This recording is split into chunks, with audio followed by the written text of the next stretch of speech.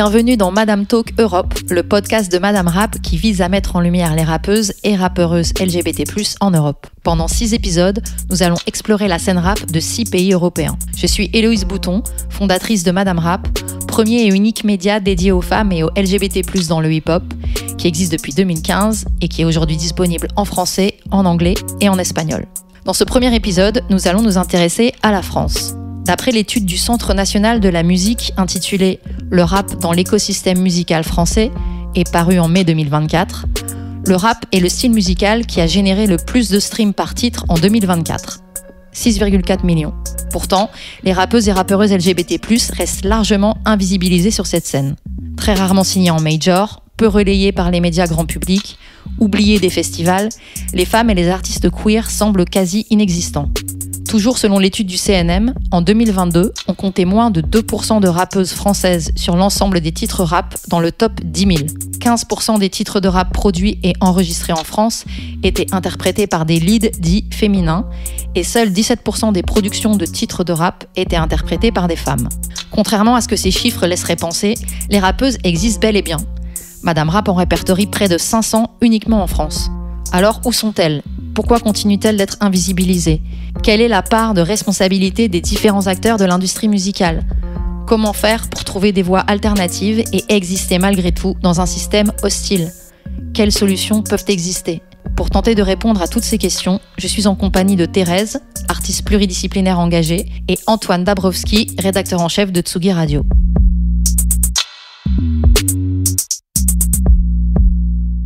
Bonjour Thérèse, bonjour Antoine Dabrowski. Bonjour. Coucou. Vous avez répondu d'une même voix, c'est merveilleux, ça commence très bien, je trouve. Alors, première question que j'ai envie d'adresser à tous les deux. Est-ce que vous avez déjà eu l'occasion de travailler ensemble ? Est-ce que vous connaissez dans le milieu musical ? Et voilà, si c'est le cas, vous pouvez nous raconter dans quel cadre vous êtes rencontrés et comment ça s'est passé ? Antoine, oui, on se connaît un peu, on se connaît de plus en plus même, j'ai envie de dire. Antoine, c'est une des rares et premières personnes qui a suivi le projet tout le long, depuis sa genèse. Voilà, c'était en 2020 du coup que le projet Thérèse est né. Et je crois qu'ils ont dû passer à peu près tous les sons qui sont sortis, si je dis pas de bêtises. Pas loin, ouais. Voilà, à peu près, je pense. Et voilà. Et en fait, au départ, c'était plus une relation qui était peut-être un peu d'attaché de presse à artiste. Enfin, c'était un peu loin. Il y avait un intermédiaire. Et aujourd'hui, en fait, plus ça avance et mieux on se connaît. On s'est rencontrés, je crois, la première fois réellement au Crossroads, si je dis pas de bêtises.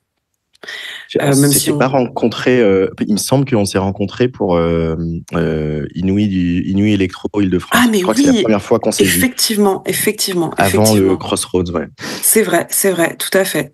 Bah, tu vois, t'as une meilleure on mémoire. faisait tous les deux partie du jury, que Mathieu Meyer, qui était à l'époque le directeur du Trabendo, et le directeur de l'antenne Electro d'Île-de-France, avaient réuni.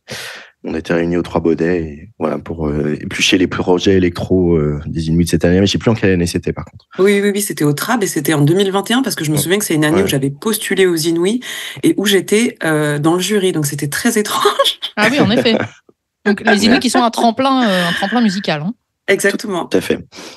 Exactement. Et oui, effectivement, c'est la première fois qu'on s'est croisés là-bas. Ouais, ça y est, j'en ai un bon souvenir. Là, on était dans la salle du Trab en haut et on faisait les écoutes avec tout le monde. Et ouais, je me souviens très bien.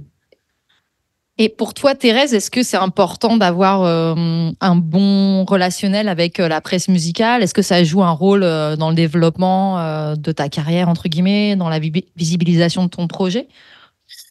Je dirais que oui. Enfin, disons que après, je suis pas une personne qui force le bon relationnel. Je cherche à entrer en relation, ça c'est vrai, et souvent, et je suis comme ça dans la vie globalement. Hein. J'aime bien aller vers l'autre. Et puis c'est rigolo parce que on se rend vite compte avec les années.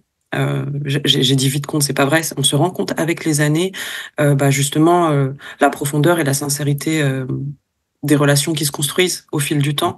Voilà, je pense qu'au départ, on cherche un petit peu tous et tous à connaître un peu, d'un côté les journalistes peut-être, les nouveautés qui arrivent, nouvelles artistes qui arrivent et puis nous, en tant qu'artistes, bah, on cherche un peu des gens avec qui, échanger, qui pourront potentiellement être intéressés par notre musique, par, nos paroles, nos combats et cetera et cetera et puis au fil du temps, moi, en tout cas, pour parler de ma propre expérience, je me suis rendu compte des gens qui étaient là parce que Thérèse était un projet un peu nouveau, que j'étais une des rares artistes dites asio-descendantes, etc., qui défendaient telle ou telle valeur. J'ai pu faire un petit peu de bruit au début de mon projet avec une chanson que j'avais sortie qui s'appelle Chinoise, point d'interrogation, exactement, dont on avait parlé ensemble d'ailleurs, Héloïse. Oui.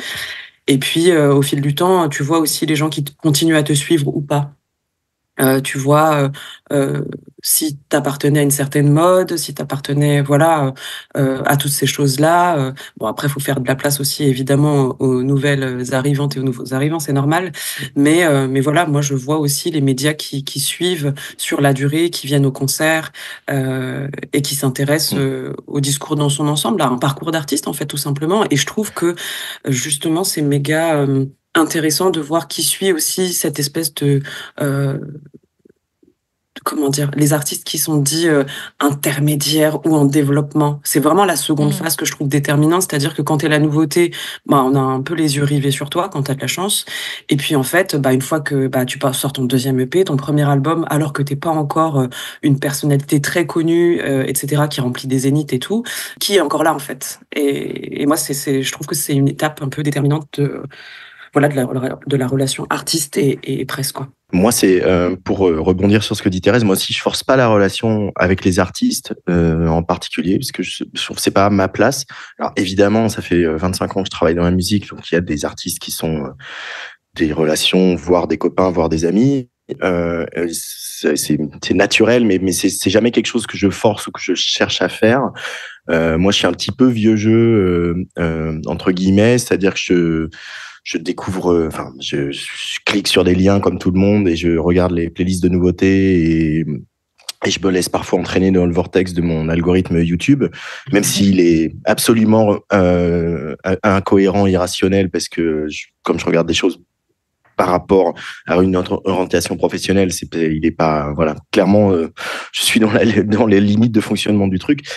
Ceci étant, moi, je suis beaucoup en relation avec des attachés de presse, indé, puisque donc Tsugi à Radio a quand même vocation à soutenir l'émergence et la scène indépendante. Donc les attachés de presse avec lesquels je travaille sont essentiellement indés, ne travaillent pas dans des grandes maisons de disques. Et puis c'est vrai qu'au bout d'un moment, quand le contact se fait, qu'on suit les projets, etc., après il peut se nouer une relation directe avec l'artiste. Et moi je dis toujours que journalistes musicaux, on a des sources. Comme tous les journalistes, parce que n'ont pas l'air de penser les journalistes poétiques qui pensent qu'ils peuvent se permettre du jour au lendemain d'interviewer des musiciens. On a vu ce que ça donne quand Léa Salamé interviewe Booba.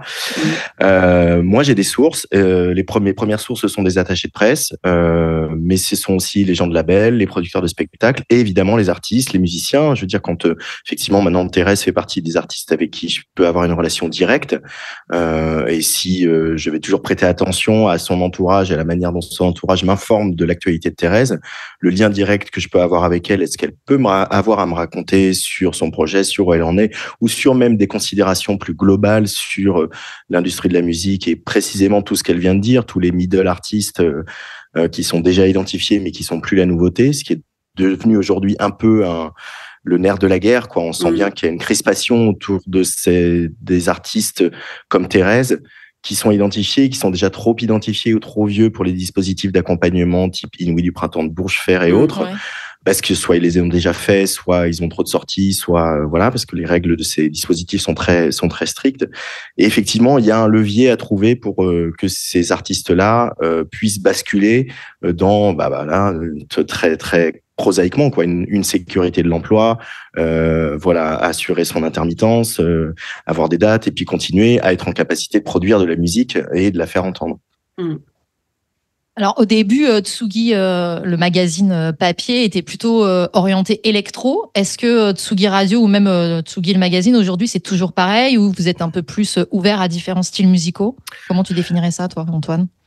Alors, pour faire tout petit peu d'historique, Tsugi a été monté par des journalistes qui venaient de Libération, de Rock et Folk, mais pour beaucoup des collaborateurs de Trax, le magazine qui a disparu malheureusement l'année dernière, qui lui était vraiment, vraiment électronique. Et l'idée de Tsugi, c'était justement d'ouvrir déjà un tout petit peu les vannes. C'est-à-dire que Tsugi, c'est un mot japonais qui veut dire prochain. Donc clairement, l'ADN de Tsugi, c'est la découverte et l'émergence et les nouvelles tendances. Avant toute chose, il se trouve que pendant un certain nombre d'années, au tout début de Tsugi, en 2007, l'émergence et les nouvelles tendances se situaient plutôt au niveau des musiques électroniques. C'est un peu moins le cas aujourd'hui. Et d'ailleurs, on le voit sur le magazine qui peut régulièrement faire des couvertures avec des artistes plutôt identifiés rock, certains identifiés rap, certains identifiés carrément pop. Et voilà. Alors après, la radio, c'est un médium différent de la presse, c'est-à-dire que nous, on est quand même une radio musicale où on diffuse de la musique. Faut que cette musique, elle ait quand même une cohérence, qu'elle soit un peu organisée en fonction des heures de la journée, toujours qu'un morceau réponde à l'autre, etc. Donc, par exemple, le spectre est un peu moins large. J'aimerais bien qu'on fasse un jour plein de web radios, qu'on puisse spécialiser, faire une radio ambient, une radio rock, etc. Aujourd'hui, on n'en a pas encore les moyens ni les ressources, mais du coup, par exemple, voilà, l'ambient, on en passe plutôt la nuit. Les matins sont plutôt pop sur Tsugi Radio. Et pour moi, quand je mets pop aujourd'hui, c'est extrêmement large. C'est-à-dire que Thérèse fait partie de la pop à ce niveau-là. Toutes les, voilà, je vois qu'il y a Lazuli qui vient de sortir un nouveau morceau qui est exceptionnel. Elle va rentrer en playlist. J'ai pas encore eu le temps de m'en occuper, mais voilà, c'est, pour moi, la pop aujourd'hui, elle est là et c'est la pop qui un peu explore de nouveaux territoires, qui continue à pousser toujours plus loin l'hybridation musicale, artistique, etc. Donc oui, la musique électronique a une place importante dans la galaxie Tsugi, parce que c'est un peu notre colonne vertébrale, c'est là où on se retrouve pour plein de raisons. Maintenant, la musique électronique, comme toutes les autres musiques, est tellement diverse et hybride, c'est-à-dire que voilà, on est moins prononcé sur le rap à Tsugi et à Tsugi Radio, mais aujourd'hui, le rap peut être tellement hybride. Il y a tellement de rap, enfin il y en a toujours eu, mais aujourd'hui c'est visible que il y a toujours des artistes de la galaxie rap qui ont leur place à Tsugi et à Tsugi Radio. Oui, c'est d'ailleurs un point commun que vous avez un peu tous les deux dans vos domaines respectifs, ce côté un peu, cette diversité que vous avez. Parce que toi, Thérèse, aussi, tu brasses un peu de nombreux styles musicaux. Je pense qu'on t'a souvent dit peut-être que tu étais un peu inclassable entre... Ouais. Parce qu'il y a, voilà, il peut y avoir de l'électro-pop, de la techno, du rap, parce que tu rappes et tu chantes en français, en anglais, et donc en chinois aussi sur certains titres. Du coup, moi, je me demandais si parfois cette diversité que tu as, toi, pouvait être perçue par l'industrie musicale comme un inconvénient, comme quelque chose qu'on va essayer de gommer ou de formater en disant, justement, on peut pas te ranger dans une case. Est-ce que tu peux pas choisir, s'il te plaît? Tu vois? Bah, on me l'a dit, on me l'a demandé plusieurs fois. Alors, pas du tout mon entourage proche, Oui. j'entends artistique, heureusement d'ailleurs, parce que ces personnes-là avaient justement compris qui j'étais. Mais c'est vrai que dans l'industrie, j'ai beaucoup de mal, en fait, à exister pour ces raisons-là. Pas auprès du public, parce que justement, je pense que le public est très prêt et très friand, en fait, de choses, qui sont... Bah, c'est de la musique, en fait, Oui. tout simplement. Mais c'est vrai que, bah, forcément, ces goûts-là sont aussi façonnés par les médias mainstream qui, en classant ma musique comme une musique dite spé, comme on dit dans l'industrie, bah forcément ça la rend un petit peu plus spé aux yeux de certains et certaines auditeuristes. Pour autant, je me rends compte que malgré tout, justement, comme la structure de l'industrie change, bah, les consommateurs et consommatrices, ils ont aussi un certain poids aujourd'hui. Et moi, je suis typiquement le style d'artiste qui a grandi à travers son public. Pour le coup, alors, j'ai quand même une chance, c'est que je peux pas dire que les médias m'ont pas aidée. Et après c'est mutuel. Je crois que les médias aussi m'interviewaient parce que j'aime bien parler et que j'aime parler de plein de choses et que je Oui, t'es m'intéresse une à la bonne société. cliente, comme on dit, entre Voilà, guillemets, dans le jargon. Oui. exactement. Je suis plutôt une bonne cliente, donc voilà, Thérèse, si on l'invite, on sait qu'elle va raconter des choses, qu'elle aura un avis sur les choses, et comme justement j'ai cette espèce d'honnêteté que je n'arrive pas, parce que j'en suis bien incapable, de cacher. Enfin, je sais pas me lisser pour plaire. Et du coup, ça c'est intéressant en interview. En revanche, me programmer dans des gros festivals, pour l'instant, j'attends.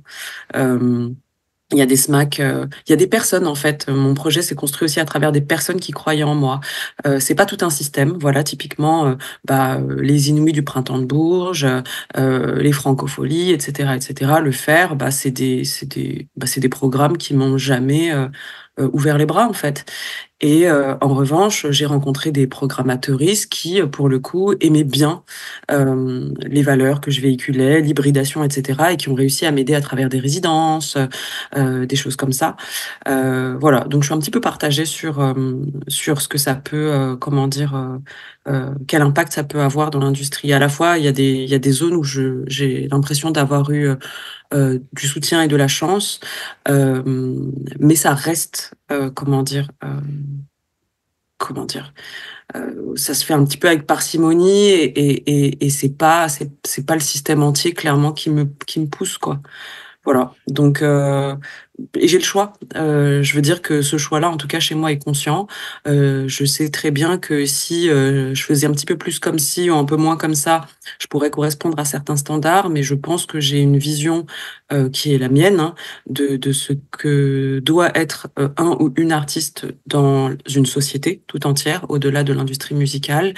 Et c'est quelque chose que je porte moi-même. Je veux dire, j'oblige personne d'autre à le faire que moi, mais j'ai une vision très claire de ça, et pour l'instant, j'ai très envie de m'y accrocher parce que je vois que au niveau du public, ça fait du bien aux gens. Déjà, ça me fait du bien à moi-même, et que voilà, et que là, à travers les élections justement très récemment, on se rend bien compte que les artistes ont un pouvoir qui, jusqu'à présent, est très souvent inexploité, et que en fait, on est vecteur de conscience, on est vecteur de sens dans cette société, on est vecteur de beaucoup de choses.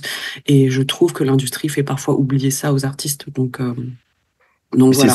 C'est très important ce que tu dis, Thérèse, c'est-à-dire que évidemment, l'artiste, il peut pas fonctionner sans l'industrie de la musique. Tout à fait. C'est compliqué parce que c'est pas à l'artiste.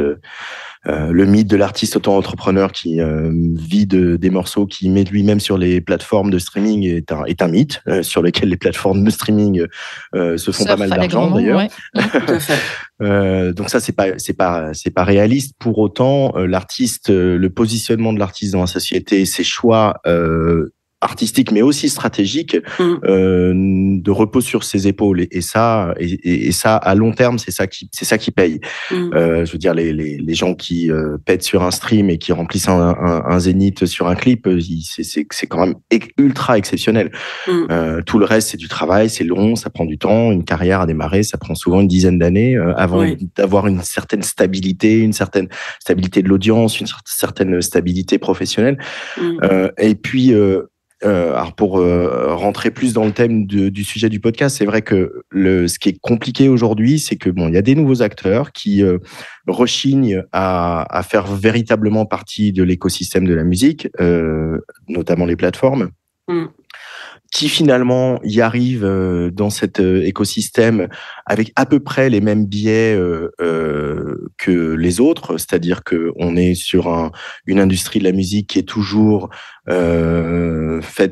organisée par des hommes cis blancs qui sont plus de première jeunesse et je montre personne du doigt spécifiquement, mais maintenant les biais de lecture, ils sont compliqués pour tout le monde. Et en fait, ils sont en décalage total avec le public. C'est-à-dire que effectivement, c'est une réalité que le public, et pas seulement les jeunes, pour le public en tout cas, et pas seulement les jeunes, les barrières de style sont en train de tomber. C'est clair. Par la proposition artistique, c'est aussi grâce aux artistes, et c'est aussi grâce à la manière dont on écoute la musique et on consomme la musique aujourd'hui. C'est-à-dire que il y a des effets pervers aux algorithmes, mais il y a aussi des effets, à mon avis, bienfaisants, et ça, c'en est un. Que effectivement, on arrête de regarder la musique, on arrête de se regarder en chien de faïence d'un style à l'autre. On sait bien que, voilà, pour parler des deux musiques qu'on aime tous les trois, que le rap et la techno sont nés sur les mêmes platines, dans les mêmes quartiers, avec les mêmes artistes au départ, et que, en fait, c'est d'une musique qui n'ont cessé de se nourrir. On voit bien aujourd'hui que, voilà, tous les artistes plutôt rap qui vont du côté de la pop, de la chanson, etc., se nourrissent de tout ce qu'il y a autour, et le public est réceptif à ça. Et en fait, on a une industrie qui, encore trop souvent, essaie de ranger les choses dans les cases que tu as vécu, Thérèse.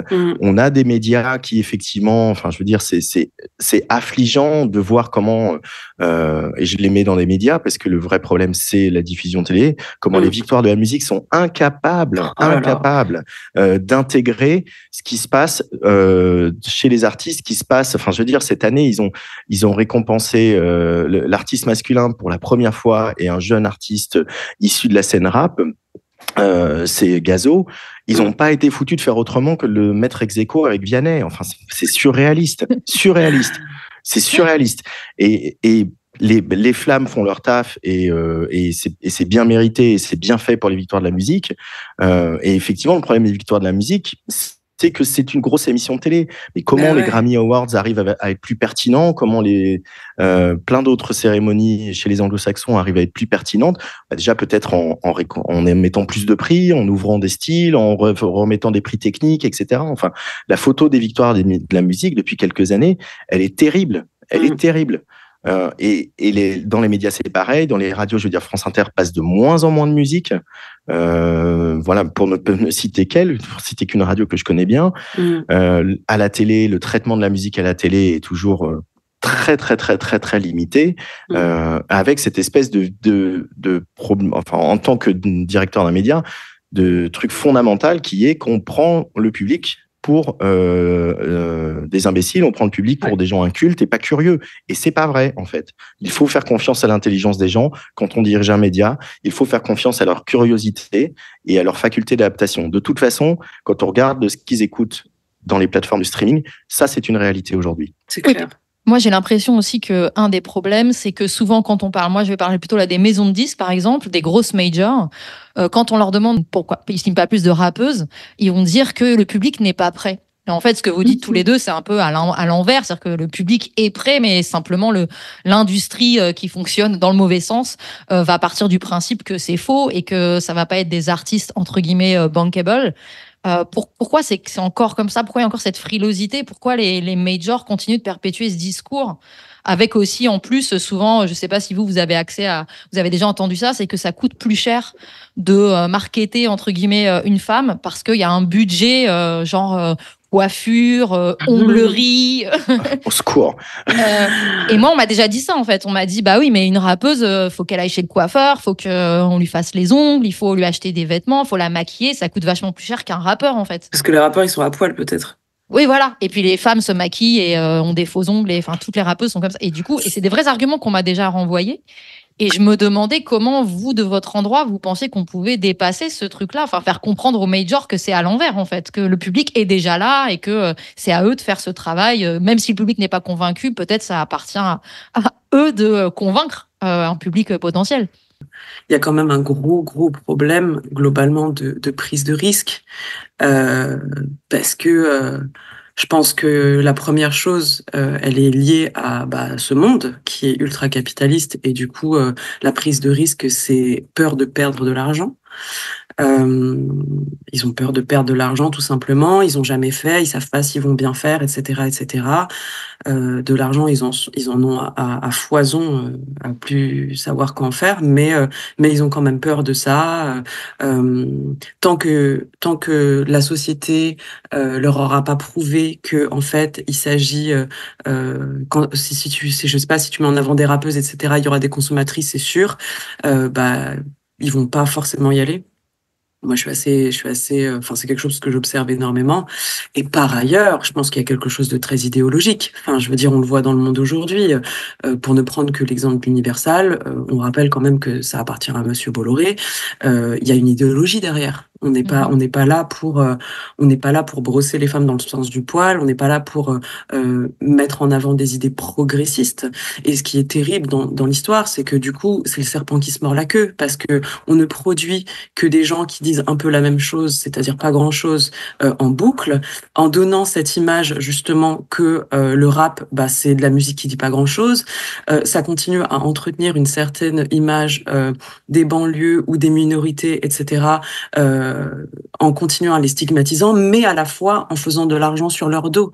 C'est un programme politique qui est extrêmement bien ficelé, et c'est terrible, parce que en fait, finalement, on se rend compte que tout ça est financé donc aujourd'hui par un milliardaire qui finance des idées, qui véhicule des idées qui sont super nauséabondes partout, dans tous les médias, jusque dans la presse, etc. Moi, j'ai été surprise. Je suis allée voir ce qui appartenait à Bolloré aujourd'hui dans les médias, dans la presse, télé, etc. C'est flippant de fou. Et en fait, ça nous retourne la tête. Et effectivement, ça permet pas à des femmes ou à des minorités de genre ou à des discours progressistes. Et souvent, en général, ces gens-là, en plus, sont des artistes intersectionnels, parce que quand on se bat pour un truc, on se bat pour tout. Quand on est victime, en général, on se bat pour tout, parce que on sait ce que c'est justement que d'être minorisé, que d'être écrasé, que d'être soit victime de tel ou tel type d'inégalité, d'injustice. Et en fait, on étouffe tout ça.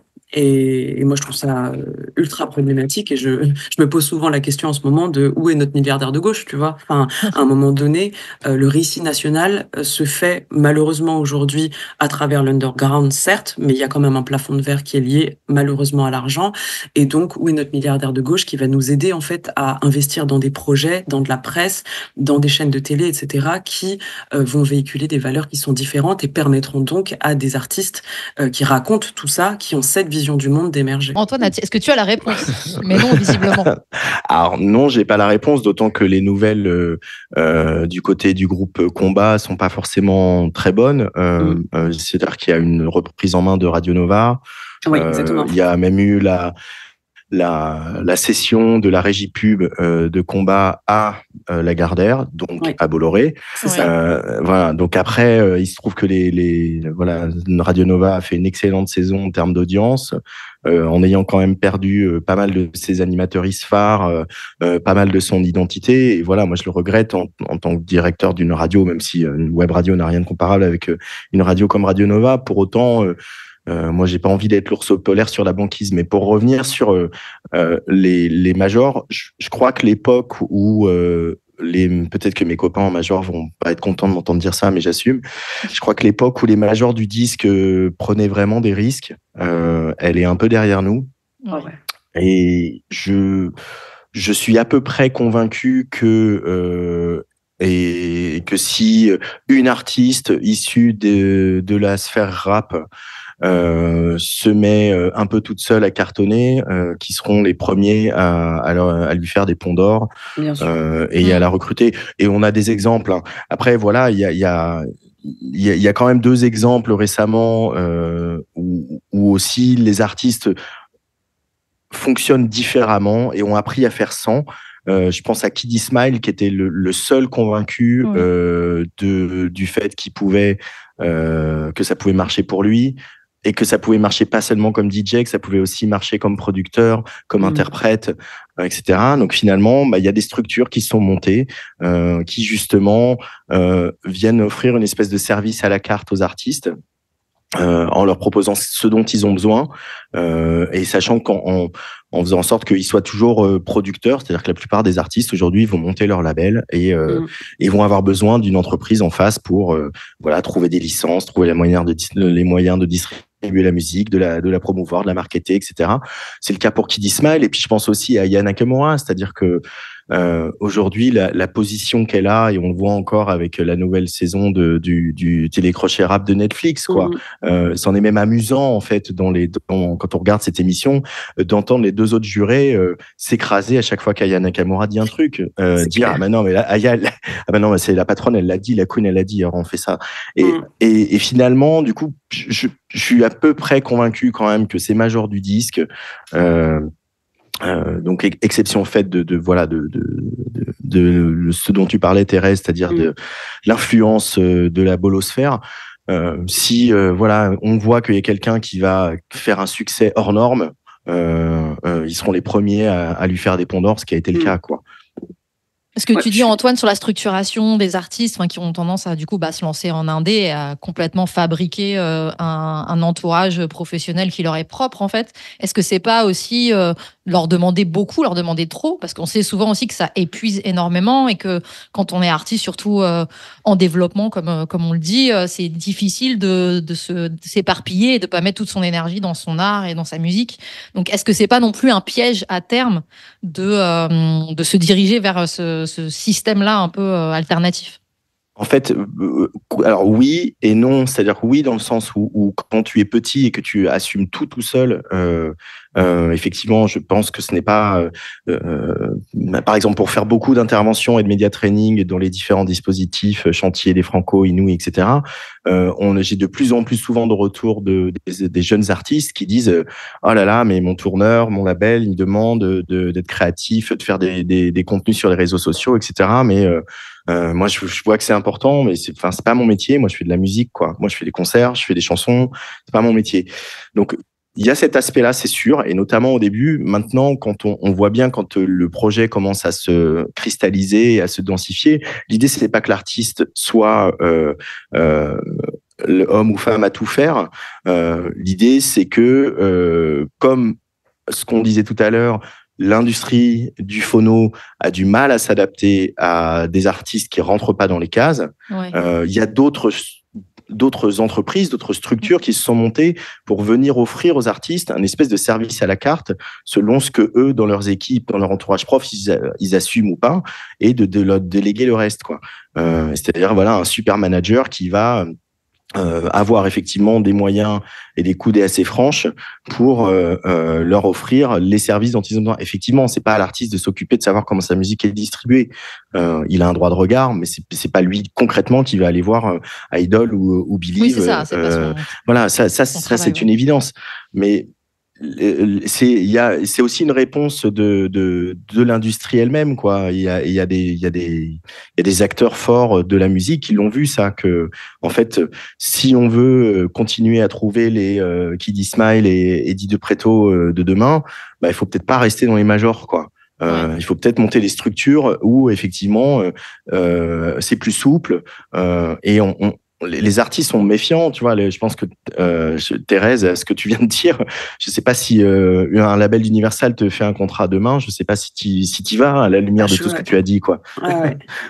T'as déjà été approché justement par des grosses majors comme ça, Thérèse?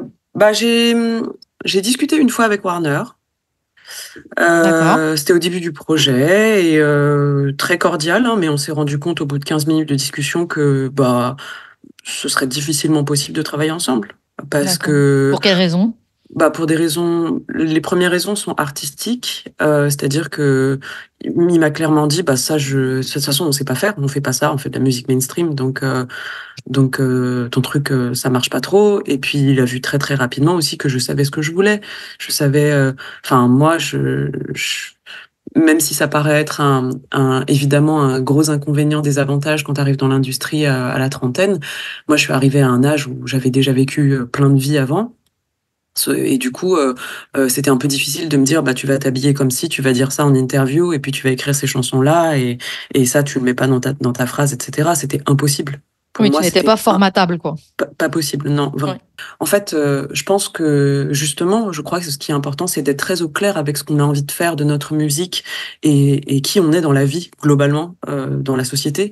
Et du coup, parfois, évidemment, que j'envie des personnes qui ont plus de succès au sens industriel du terme, c'est-à-dire tant de streams, qui jouent sur tel ou tel festival, etc. J'aimerais aussi en être. Mais je sais que ça me coûte beaucoup trop de me trahir. Je peux pas dormir la nuit. J'ai déjà essayé d'écrire des chansons entre guillemets plus chill pour voir. Et en fait, c'est marrant de les écrire, mais jamais je sortirais ça, c'est pas moi. Enfin, et je pense que c'est important en tant qu'artiste de rester aligné avec soi, parce que j'ai aussi beaucoup vu justement des artistes qui sont entrés par des télécrochets, etc., qui se sont fait un petit peu broyer dans tous les sens et qui ont vachement de mal à s'en remettre parce que ils arrivent dans des maisons qui ont beaucoup de fric, qui misent beaucoup sur ces personnes-là, mais sauf qu'elles misent pas sur les personnes, elles misent sur ce qu'elles voudraient faire de ces personnes. C'est très différent. Et donc, elles façonnent toute une image. La personne se fait emporter dans le flot parce que c'est quand même cool et confortable. Je pense qu'il y a beaucoup de choses intéressantes et marrantes à prendre. Sauf qu'au bout d'un moment, si au bout d'un an, le premier album, il marche pas, paf, il se retire, il y a plus d'argent, il y a plus rien. Et en fait, tu restes avec une personnalité qui n'est pas la tienne et tu te démerdes, en fait.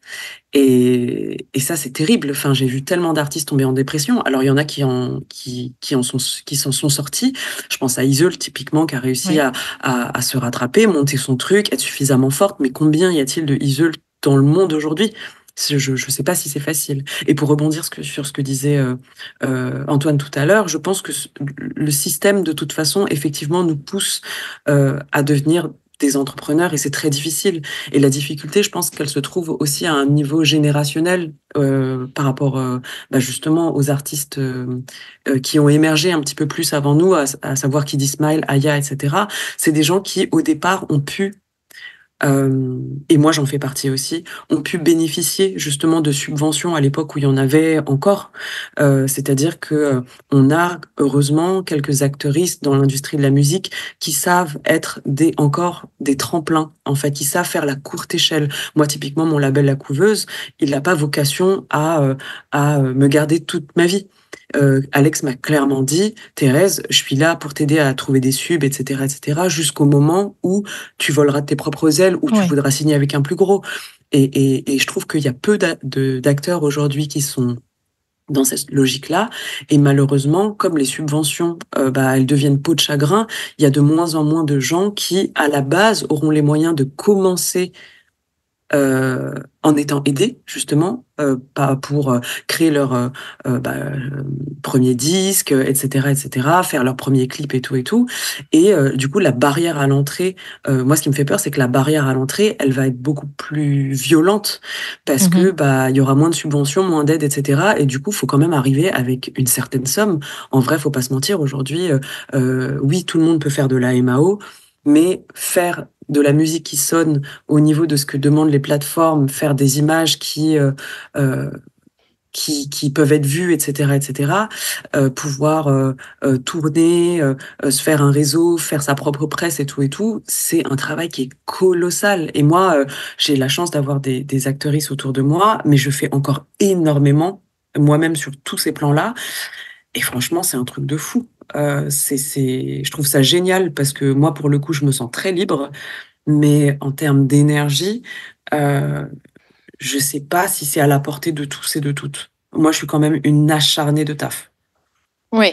Ouais, puis en plus, ce que vous dites tous les deux, ce côté demander aux artistes d'être entrepreneurs, aujourd'hui, on leur demande aussi d'être, j'ai l'impression, des community managers. Enfin, s'il n'y a pas d'existence sur les réseaux sociaux sont quand même incontournables. C'est impossible, inconcevable de sortir un projet sans passer par la case réseau quand même aujourd'hui. Ouais.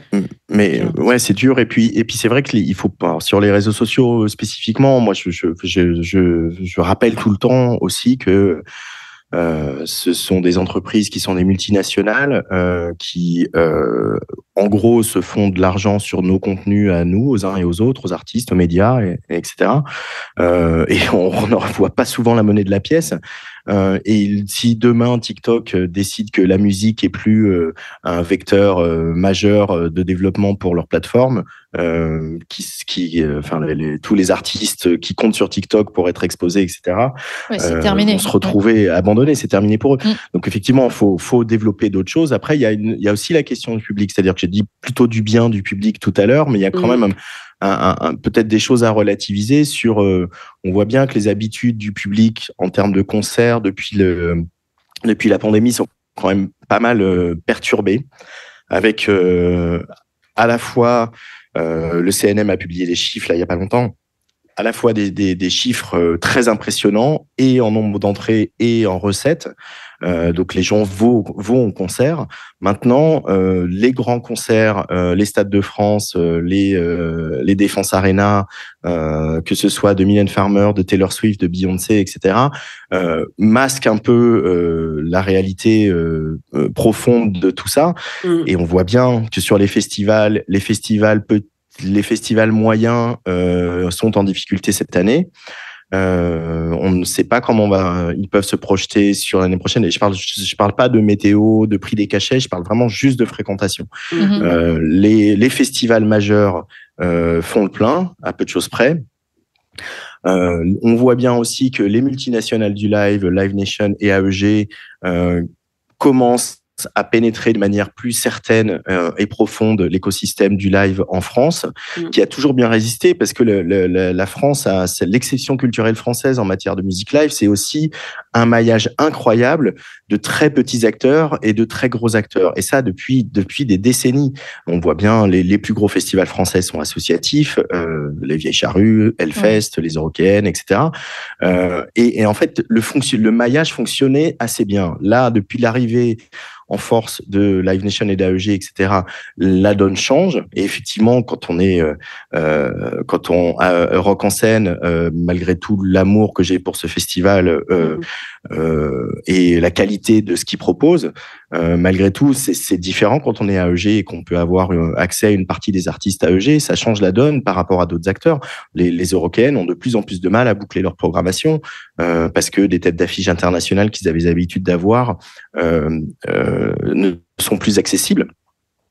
Parce que le public effectivement va aussi sortir moins, et quand alors il y a des réalités économiques, l'inflation est là pour tout le monde, il y a des habitudes qui ont changé aussi, et il y a cette surenchère de demandes de spectacles et de spectaculaires, voilà, donc il faut trouver le moyen. Le constat, il n'est pas que noir pour moi, mais il faut quand même trouver le moyen de renouer un lien avec le public, un lien un peu direct, et puis un lien éditorialisé. Alors, je prêche pour ma paroisse, mais malgré tout, ça vaut pour tous les acteurs et actrices de la musique. C'est-à-dire qu'il faut trouver comment on raconte une histoire au public sans être Taylor Swift en mettant des maisons et des pianos couverts de mousse sur scène, ce qui est très bien, mais en fait on peut intéresser le public sans scénographie, on peut trouver un moyen de lui raconter des histoires, de l'embarquer avec nous, et il faut, je pense que les petits acteurs et petites actrices de la musique, que ce soit du côté des artistes, du côté des médias, du côté de la production, etc., on doit renforcer nos liens.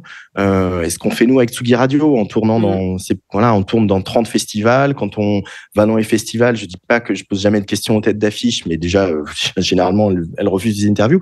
Et puis en vrai, quand je vais sur les festivals, j'essaie justement d'aller découvrir, d'aller parler à des gens que je connais pas, d'aller découvrir des genres, des styles, des personnes, des histoires, et de trouver le moyen de les raconter, de les transmettre à notre public. On est des passeurs là-dessus, et on est tous et toutes des passeurs et des passeuses. Bon, moi, je pense que j'aborde ce métier comme ça, et on est tous solidaires. Donc, je pense qu'il faut arriver, à reprendre en main le contrôle du récit là-dessus, sur la découverte, et trouver les moyens d'embarquer à nouveau le public. J'ai pas la solution, c'est un peu un vœu pieux, mais en tout cas, c'est vraiment un objectif quotidien pour les équipes de Tsugi Radio et de Tsugi. En tout cas, c'est vraiment intéressant ce que tu dis, parce que, cette idée de passeur, parce que ça indique aussi quand même que les médias ont une responsabilité ou un rôle à jouer, en tout cas, dans cette visibilisation des artistes plus émergents ou des femmes, des minorités de genre, etc. Parce que moi, souvent, ce qui m'agace, ce qui est un euphémisme, c'est vraiment de voir des médias qui ne font pas ce travail de dénicheur comme ils avaient l'habitude de faire, surtout la presse musicale spécialisée, ou même certaines pages, certains comptes Insta spécialisés, notamment dans le rap, qui vont tout le temps relayer les grosses têtes d'affiche ou les premiers streamers du moment, mais qui vont jamais chercher à visibiliser d'autres types d'artistes. Donc, ça revient aussi à tout ce qu'on disait tout à l'heure sur la bolosphère et qui appartiennent les médias, etc. Mais est-ce qu'il n'y a pas quand même un entre-deux, ou est-ce qu'il n'y aurait pas des chartes à mettre en place pour ces journalistes-là, ou quelque chose? Les médias ont aussi une problématique, en tout cas les médias indépendants, une vraie problématique quotidienne, économique. on va pas se mentir sur les chiffres de la presse. Je vais pas vous raconter d'histoire, hein, ni Tsugi, comme tout le monde, on a perdu des lecteurs, on a perdu des abonnés, on perd aussi un petit peu de la pub. Donc en fait, si on perd nos moyens de subsister, ça complique nos missions. Maintenant, on trouve d'autres moyens. Déjà, le premier moyen, c'est effectivement de mettre en place des partenariats, des collaborations avec des institutions, des marques ou d'autres médias. Voilà, nous, à Tsugi, on travaille avec Libération, on travaille avec Courrier International, on travaille avec le Centre national de la musique, on travaille avec la SACEM, voilà, pour ne citer que ces entités-là. Ce qui permet de faire des choses déjà qui sont souvent passionnantes. On fait des podcasts avec le Centre national de la musique ou avec Courrier International qui sont voilà, à titre journalistique et professionnel, qui sont des choses qui me plaisent beaucoup. Maintenant, effectivement, on a un curseur à trouver entre l'équilibre entre ces contenus-là qu'on fabrique et cette partie-là de notre activité et ce qu'on fait pour Tsugi qui peut rapporter peut-être moins d'argent, mais qui est notre identité, notre plaisir, et la manière dont on est reconnu dans le métier. Donc, sans doute qu'on a plein de choses à réinventer. Mais pour aussi compléter le tableau de la presse en France, il y a la presse, ce qu'on appelle la presse d'information générale, est soutenue par l'État, donc au travers d'un dispositif qui s'appelle l'IPG, qui soutient les grands médias, que ce soit Le Monde, mais aussi Télérama, Les Inrocks. Et une grande partie de la presse indépendante, dont Tsugi, ne bénéficie pas de ce soutien du tout. Donc, c'est des discussions qu'on a avec le ministère de la Culture et avec le CNM depuis qu'il est créé. Donc, c'est des discussions qui sont en cours. Ça va peut-être revenir. Et effectivement, nous, on est dans des entreprises où l'économie, où un sou est un sou, quoi, et où on doit faire attention. On doit faire attention déjà parce qu'on a des salariés, on a des loyers, voilà, et on doit trouver les ressources pour ça, sans non plus perdre notre identité. Et il faut sans doute qu'on se remette en question de pourquoi il y a moins de public, comment on va chercher de nouveaux publics. Je pense que pour la création de Tsugi Radio, la multiplication de nos podcasts, le développement de la vidéo, notamment sur Instagram, et le développement de notre chaîne YouTube vont y contribuer. Mais c'est très long, hein. Voilà, ça fait 9 ans que j'ai créé Tsugi Radio. Créer un média, c'est très long. Dans ce contexte, on est quand même dans un contexte global où les gens ne feront pas confiance aux médias quand ils savent ce que c'est un média. C'est-à-dire qu'on a des jeunes qui n'ont jamais ouvert un magazine et qui n'ont jamais écouté la radio pour découvrir de la musique. C'est une réalité. C'est pas l'ensemble. Et encore une fois, il y a des études du CNM qui indiquent que les web radios sont en train de devenir un endroit privilégié pour la jeunesse pour découvrir de la musique. Pas exclusif, mais en tout cas un endroit identifié. Les choses se mettent en place, etc. Mais malgré tout, on a une partie du public à convaincre de notre pertinence. C'est-à-dire qu'on est là pour vous dire, et ça c'est un autre exemple que je donne souvent, je veux dire, qu'est-ce qui marche aujourd'hui sur les plateformes, qu'est-ce qui marche dans la prescription musicale, ce sont les playlists éditorialisées. Et ces playlists éditorialisées ne sont pas faites par des algorithmes, elles sont faites par des êtres humains qui sont des programmateurs, des journalistes musicaux, des producteurs, des directeurs artistiques, etc., etc. Donc, on voit bien quand même que dans ce domaine qui est l'artistique, la musique, la création, la sensibilité, etc., pour le moment, touchons du bois, pour le moment, c'est toujours l'humain qui a l'avantage, quoi, par rapport à la machine. Et ça, il faut le pousser, et ça, il faut le faire savoir. Et voilà, venez lire nos magazines et écouter nos radios et nos web radios, parce que nous, on choisit les choses en fonction d'une sensibilité, d'une cohérence éditoriale, d'une pertinence par rapport à l'époque, qu'elle soit artistique ou sociétale ou politique ou autre.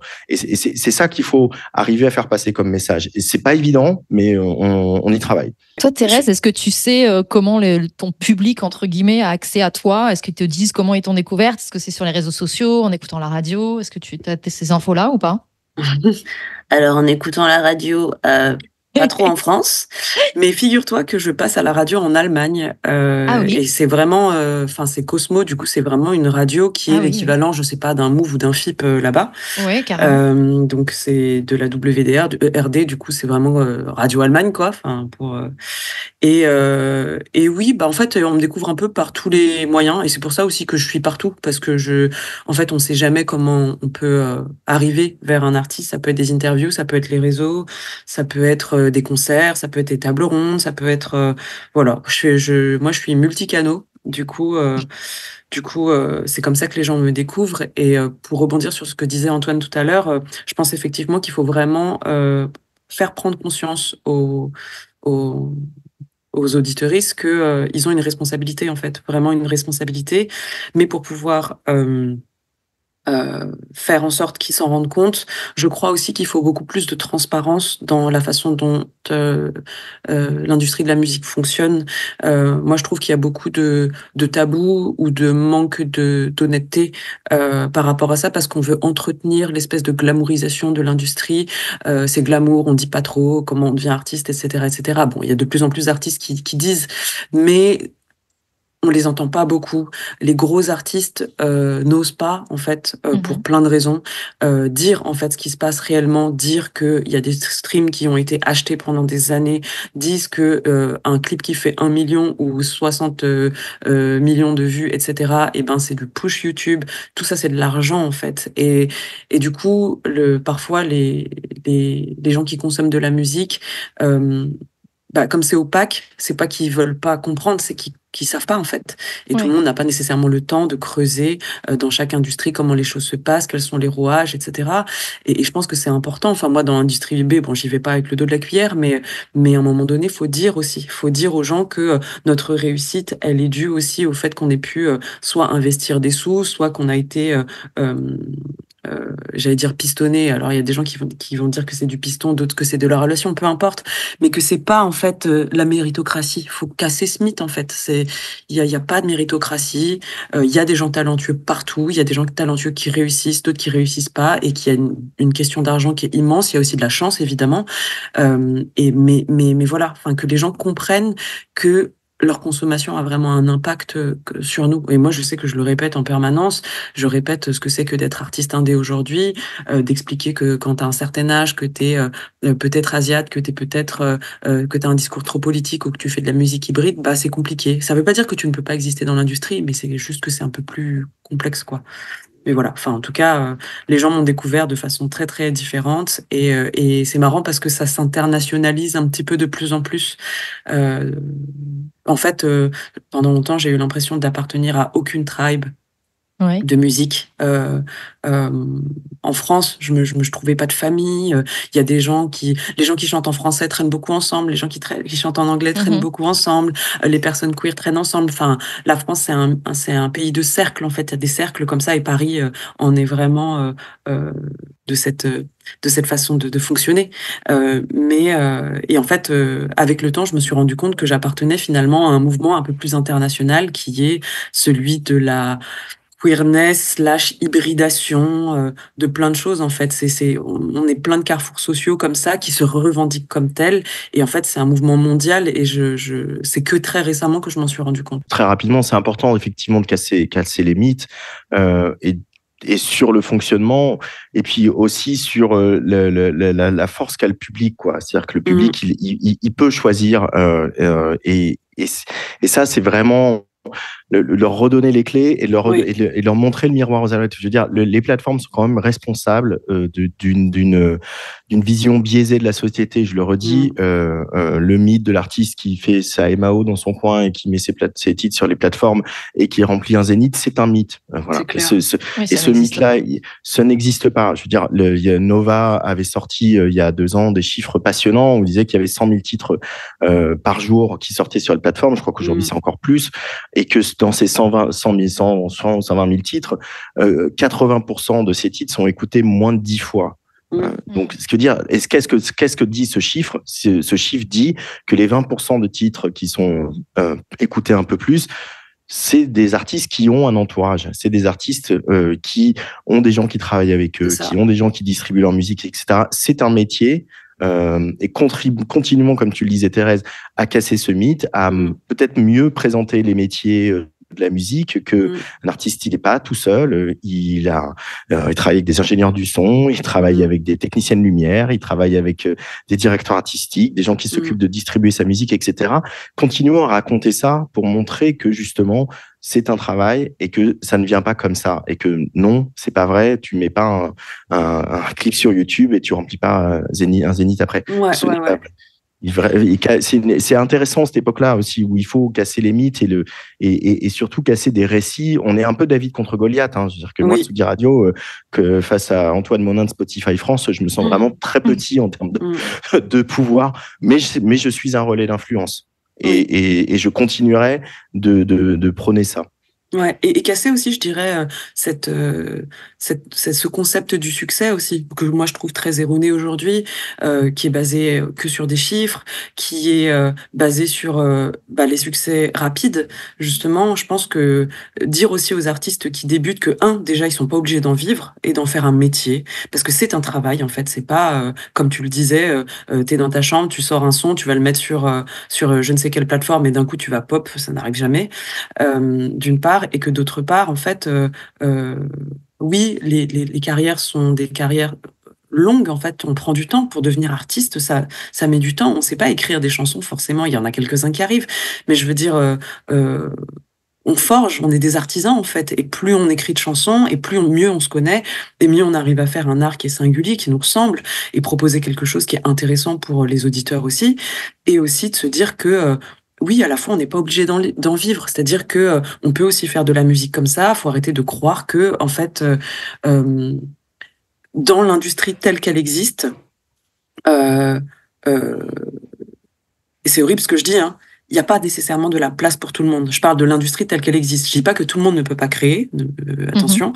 Tout le monde peut mettre de la musique sur les plateformes, etc. Mais il faut pas nécessairement attendre d'en vivre, parce que ça demande énormément de travail, de sacrifice, de chance, de sous, encore une fois, hein, je le répète. Et c'est pas nécessairement à la portée de tous. Ce que je veux dire, c'est que il faut se connaître soi et savoir jusqu'où on est prêt à aller pour se plier au système. C'est ça que je veux dire. Je dis pas que tout le monde peut pas y arriver au sens vous n'avez pas les compétences, parce que voilà, mais vraiment faut comprendre comment ça marche pour se dire est-ce que je suis prêt ou prête à y aller, en fait. Il y a un truc du succès en tout cas qui moi qui me fait peur, c'est-à-dire que si t'as pas fait ton million de streams, t'es une merde, en fait. Et non, en fait, c'est pas le cas. Tu peux aussi vivre de la musique différemment. Tu peux aussi jouer à plus petite échelle. Tu peux aussi, voilà, faire des concerts plus fréquents, plus petits, mais sans remplir des grosses salles et des gros festivals, et en vivre quand même. Tu peux être un acteur dans l'industrie de la musique en faisant d'autres choses qui sont tout aussi nobles, mais que la société ne valorise pas aujourd'hui. Moi, je sais que je fais vachement d'actions culturelles, et c'est pas pour cachetonner, c'est pas juste pour avoir mon intermittence, c'est parce qu'en tant qu'artiste, je me dis que c'est important de continuer à créer du lien, du vrai lien, et pas un lien où t'es à 3 mètres de hauteur de plus que les gens et juste ils t'écoutent et t'as pas d'échange.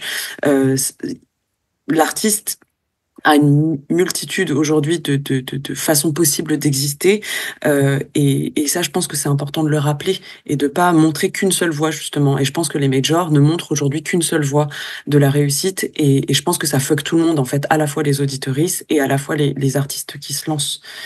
Donc oui, quand on voit aussi l'économie, enfin ce qu'on a déjà un peu abordé, mais des plateformes de streaming, quand on voit, il y a pas longtemps, Spotify là, qui a changé son système de paiement des royalties, où les morceaux ils doivent maintenant atteindre, je crois, au moins 1000 écoutes dans les 12 derniers mois pour être éligibles à la monétisation. On se dit, comment c'est possible de miser sur cette économie-là pour vivre de son art, en fait. Ça paraît complètement utopique, et je pense que ça crée aussi beaucoup de désespoir, en fait.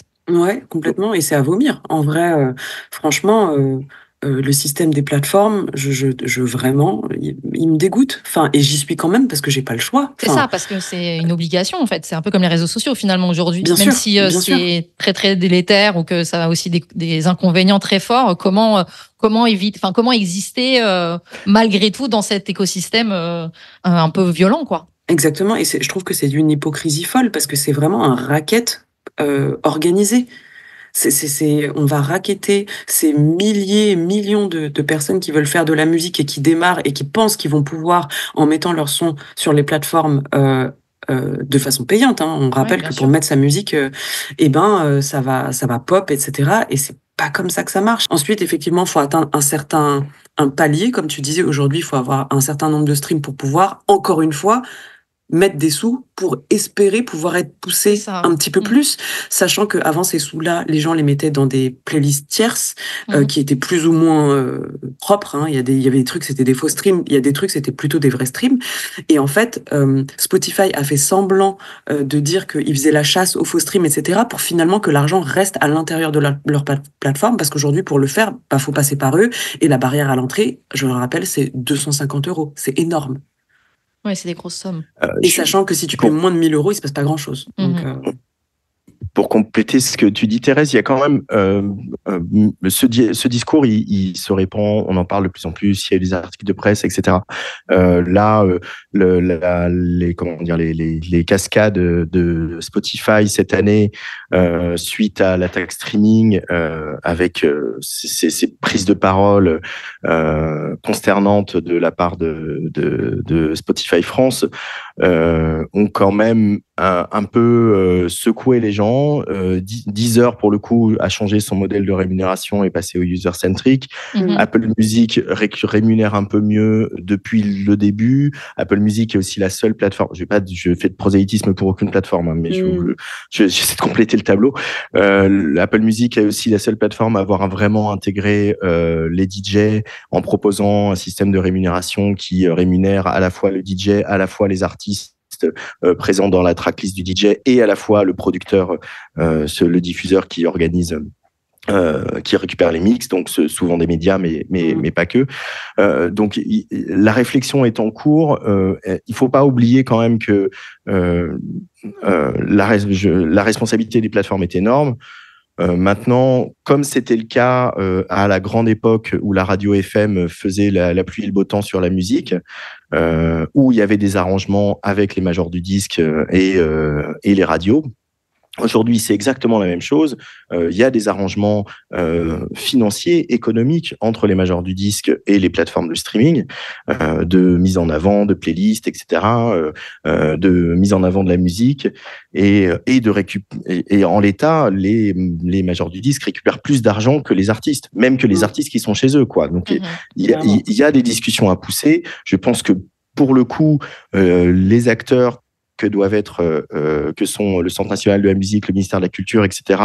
On doit les pousser à avoir cette discussion-là, à mettre tout le monde autour de la table et à voir comment tout le monde est bien rémunéré. Parce que je ne peux pas ne pas non plus entendre les plateformes qui disent que leur modèle n'est pas soutenable. Ce que j'ai beaucoup de mal à entendre, c'est quand effectivement une augmentation de l'abonnement à Spotify était dans les tuyaux, et qu'elle a été justifiée par l'avènement de la taxe streaming. De toute façon, elle aurait eu lieu, cette augmentation aurait eu lieu quoi qu'il arrive, même sans la naissance de la taxe streaming. Et du coup, il y a quand même une espèce de grande hypocrisie à dire que la taxe streaming est responsable de, soi-disant, l'abonnement le plus cher. En fait, il faut aussi, et c'est là où j'en reviens à mon public, il faut aussi l'éduquer. Ce que les plateformes ont entretenu, comme certaines d'entre elles sont nées du piratage, c'est que la musique est gratuite. Non, il faut reprendre ce récit-là. La musique, ça n'est pas gratuit. Et je rebondis encore sur ce que je disais tout à l'heure. Un artiste n'est pas tout seul. Il travaille avec des musiciens, des techniciens, des techniciennes, des directeurs artistiques, des gens qui font la distrib, qui font le marketing, etc. Tous ces gens-là ont droit à avoir un salaire. Et quand on voit les grosses tournées, c'est pareil. Je veux dire, la tournée du Juliette Armanet, c'est 70 personnes sur la route. Donc, c'est 70 personnes qui vivent de cette musique. Donc, ces gens-là, il faut qu'ils soient rémunérés. Il faut qu'on trouve les moyens de rémunérer les gens. L'avantage qu'il y a pour moi à ce qu'on prenne conscience de ce que l'industrie du disque aujourd'hui et qu'on casse le romantisme, le glamour, etc., c'est effectivement ça, de raconter que c'est un métier comme les autres, où on peut se poser d'ailleurs des questions auxquelles tu es très sensible, Thérèse, de santé mentale au travail, d'horaires qui sont absolument pas normaux, etc. Donc voilà, c'est aussi démystifier le métier d'artiste et de musicien pour mieux le prendre en compte, mieux le rémunérer, mieux prendre soin des gens qui travaillent dans le secteur de la musique, mieux le protéger sur toutes les questions, sur les questions de VSS, sur les questions de fatigue, de santé mentale au travail, sur les questions de rémunération, etc. Et pour moi, c'est un mouvement global. Et je pense que le CNM je sais que le CNM est très investi sur ces questions-là, qu'on est effectivement un peu David contre Goliath parce que on passera toujours après les intérêts du capitalisme. Mais pour autant, il faut continuer à défendre ça, il faut continuer à mettre ces sujets sur la table pour qu'on avance et pour que tout le monde vive mieux de son art. Et effectivement, tu as raison, Thérèse. On n'est pas tous obligés de faire des tournées de Zénith. On peut très bien vivre en faisant des tournées de petites salles, en faisant plus, en voyageant moins loin, etc. C'est possible. Et c'est pas ni mieux ni moins bien. Oui, c'est des choix. Et moi, aujourd'hui, je suis hyper fière de pouvoir le dire. Et justement, parce que j'ai la sensation d'être un petit peu, d'avoir enlevé un petit peu toutes ces différentes strates, ces couches, en fait, de paillettes, d'illusions, etc., etc. Et puis même, justement, le fait d'être passé pas très loin de la mort à cause de ma transplantation m'a fait me poser des questions. Mais Thérèse, quel type d'artiste tu veux être? Quelle vie tu veux avoir, en fait? Est-ce que le mythe de l'artiste qui est constamment dans le sacrifice, est-ce que c'est cool? Finalement, ça allait peut-être pas tant de ça. Le club des 27, ils sont tous morts à 27 ans, là, tout le monde trouve ça trop cool. Mais est-ce que c'est cool? C'est des gens qu'on a laissé tomber. C'est des gens qui étaient bourrés de talent, qu'on a laissé sombrer dans l'alcool, dans la drogue, dans la dépression, parce qu'on voulait se faire de l'argent sur leur dos. Parfois, c'est les propres parents de ces gens-là, mais c'est horrible, en fait. Et moi, je me bats justement contre ça. Je pense qu'on peut travailler plus sainement. Alors, le fait que, oui, peut-être que c'est une population peut-être plus sensible, plus encline à ceci, cela, je veux bien entendre. Mais de là à être dans un sacrifice total de soi, je crois pas que ce soit la meilleure façon de pérenniser l'art dans nos cultures, dans nos sociétés, etc. Et je pense que les artistes devraient en prendre conscience de tout ça aussi et de pouvoir. Alors peut-être que là je vais passer pour la syndicaliste de base, mais se syndiquer, réfléchir à tout ça. Il n'est absolument pas normal qu'on touche ce qu'on touche. C'est juste pas normal. Aujourd'hui, on a 17 métiers en même temps et on touche. Moi, je fais un concert, je touche un cachet de 177 € par concert. Brut. Allô. Et je trouve que c'est pas normal. Alors je dis pas que mon tourneur c'est pas lui le méchant, c'est que le système est fait comme ça. Je trouve ça pas normal qu'un éditeur aujourd'hui prenne 50% de mes droits de SACEM, sachant tout ce que je fais à côté. À l'époque, on écrivait des chansons, on donnait ça à quelqu'un et puis la personne elle se démerdait. Aujourd'hui, je continue à chercher des sponsors, je continue à monter des projets, je continue à faire des réseaux sociaux What 1000 heures par jour pour pouvoir et ça me fait travailler Instagram. Hein, je le fais pas pour rien. Mais du coup, toute cette rémunération-là, je peux pas juste la laisser aux gens et nous, on se retrouve avec quoi, 7% à la fin? C'est ridicule. Et au prix de notre santé. Enfin, je veux dire, on n'a pas d'horaire, comme tu le disais si bien, Antoine, tout à l'heure. Et je pense qu'il y a un moment donné, faut recentrer un petit peu les choses et regarder l'industrie telle qu'elle est aujourd'hui et se dire, peut-être qu'il faut distribuer différemment les choses au sein de l'industrie, des équipes, mais aussi effectivement par rapport aux consommateurs, etc. Et remettre du pouvoir dans ses mains et se dire que oui, l'argent la musique est payante aujourd'hui et consommer de façon plus responsable la culture dans son ensemble, en fait. Alors moi, j'ai l'impression qu'il y a aussi un autre souci, en tout cas dans le milieu du rap, vraiment, chez les rappeuses et les rappeuses LGBT+ émergenteux, c'est que en fait, il y a des dispositifs qui sont hors industrie musicale, qui sont un peu des dispositifs satellitaires ou indépendants, qui vont promouvoir comme ça ces artistes ou leur offrir des opportunités. Sauf qu'en fait, ces artistes sont souvent assez jeunes, assez vulnérables, en quête absolue de visibilité ou de vivre de leur musique, et vont se faire parfois aspirer par des dispositifs qui sont fondés par des personnes qui ne sont pas du tout concernées par les questions de féminisme ou les questions queer, etc., et qui vont un peu surfer sur le pinkwashing ou le femwashing pour promouvoir ces dispositifs-là et complètement aspirer les artistes aussi moi j'en ai retrouvé dans des états psychologiques justement assez inquiétants après être passé dans ce genre de lessiveuse. Et en même temps, que faire de ces dispositifs, puisque de manière extérieure, ils ont l'air de répondre à la question, aux besoins de visibilisation, de parité, etc., qui est quand même très, très urgent. Et en même temps, finalement, selon les personnes qui les montent, ce que tu disais tout à l'heure, Antoine, si c'est des mecs blancs, cis, je ne sais plus comment tu as dit, d'un certain âge ou pas très frais, je ne sais plus comment tu l'as dit, ça pose question aussi, en fait. Est-ce que... je ne sais pas si vous avez été confronté à ça ou si vous voyez ce genre de choses autour de vous. Et si c'est le cas, qu'est-ce que vous conseilleriez à ces artistes qui rejoignent ces dispositifs? Alors, peut-être là-dessus, je pense que il y a quand même aussi globalement, les élections ont été inquiétantes à plus d'un titre, mais il y a quand même aussi un effet vieux monde qui est en train de disparaître, ou en tout cas en train de s'adapter, contraint et forcé. J'ai un peu envie de faire confiance à la jeunesse là-dessus, et je pense que les gens qui vont prendre le relais, les personnes qui vont prendre le relais, y compris sur ces dispositifs existants ou les nouveaux qui vont être créés, seront plus attentifs à ces questions-là. On voit bien aujourd'hui, y compris dans les artistes, dans des collectifs. Moi, je pense que l'arrivée fracassante d'un groupe qui s'appelle Akira El Sabah, qui clairement va marcher, ça envoie une espèce enfin pas de bulle, mais de tsunami, de fraîcheur et d'authenticité politique, sociale, musicale, artistique. Enfin voilà, je pense que moi je vois quand même des symptômes que les très jeunes là, c'est bien, c'est eux qui vont nous pousser au derrière, y compris moi, et qui suis un homme cis, gay certes, mais je suis quand même un homme cis qui a 46 ans. Voilà, je commence à être pas du bon côté de la barrière. Même si, voilà, je pense que j'ai des états de service qui prouvent que je suis engagé sur toutes ces questions-là, etc. Et je fais confiance un peu à la nouvelle génération. Maintenant, quand je parle à ces artistes, à ces très jeunes artistes, effectivement, je leur dis d'être vigilants, je leur dis de pas accepter ce que leurs aînés ont accepté sur les conditions de travail, sur le fait de se faire voler son propos ou de se faire utiliser comme alibi LGBT washing ou femme washing, etc. Comment on sent qu'il y a une génération là-dessus qui a quand même un vocabulaire et une grammaire politique, militante, etc. sur toutes ces questions-là. Ils maîtrisent ça bien mieux que nous.